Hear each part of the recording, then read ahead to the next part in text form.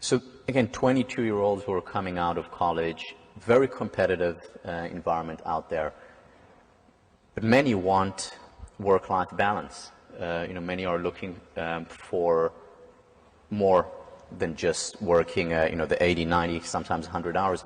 Is it possible to be successful and yet have this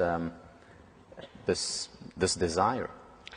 I think it's absolutely possible. I think, first of all, working a couple of years at that pace is not the end of the world as long as it leads to something better.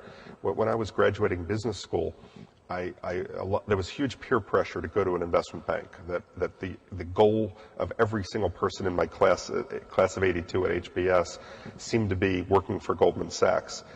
And when I looked around, and I had those interviews to see what everybody else was so excited about, and you looked at the partners, I thought there was huge information there, that the partners were basically 100% male, almost 100% divorced, almost 100% fat, and almost 100% bald.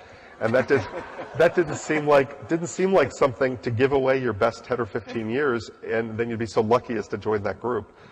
And when I had the opportunity, with a very uncertain plan of a startup firm that I didn't own any of, to see what it would become and whether it would be successful, I nevertheless chose it, partly because I was excited to stay in Boston and not get caught up in the rat race in New York. And I also thought, I'm good at certain things. Competing 100 hours a week won't be one of them, because there'll always be someone else that can do 110 hours.